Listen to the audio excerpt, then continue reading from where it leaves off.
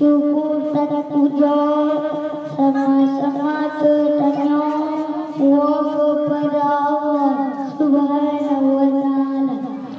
Allah kalau memberi nikmat kepada kita yang mendukung sehat badan dan sehat pikiran, sehingga kita mendapat tiba tempatnya untuk sama-sama dapat ingat tahun baru Islam 1440 Hijriah. Selalu dan selalu ketanya kita sampai kepada baginda Nabi Muhammad Rasulullah Sallallahu Alaihi Wasallam, kepada keluarga dan sahabat yang mendukung yang kalian bawa umat manusia dari alam jahiliyah kepada alam yang Islamiah.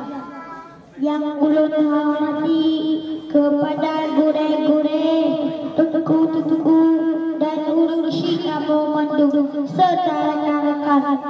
Semoga sebaik negeri sehat dan diridho oleh Allah Subhanahu wa Ta'ala. Hadirin dan hadirat yang Allah muliakan, alhamdulillah kita mendapati kesempatan oleh Allah Subhanahu wa Ta'ala. Terkumpul kembali dengan baru Islam. Tak ingat dan tak fikir yang tergubung dalam baru Islam.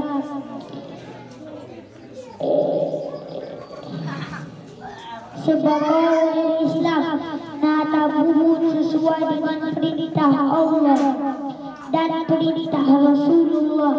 Bilana alhamdulillah untuk pahala, menyahana astagfirullah pasti berdosa. Hadirin dan hadirat di dalam baru Islamnya benar tadi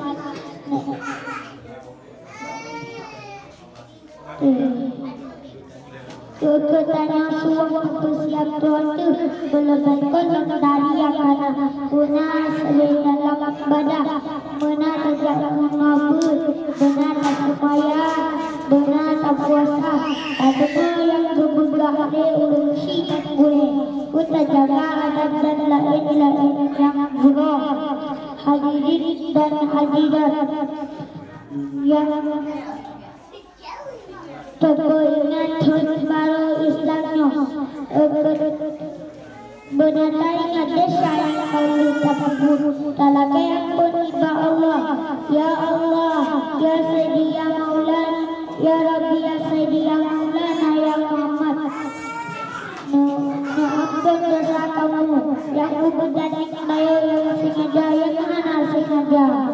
Ya Allah, ya Rabbi ya Sayyidi ya Maulana ya Muhammad, beri kamu taat berselamat iman masa hanya Allah dari besar ulut lebat kurun berbagai maaf. Assalamualaikum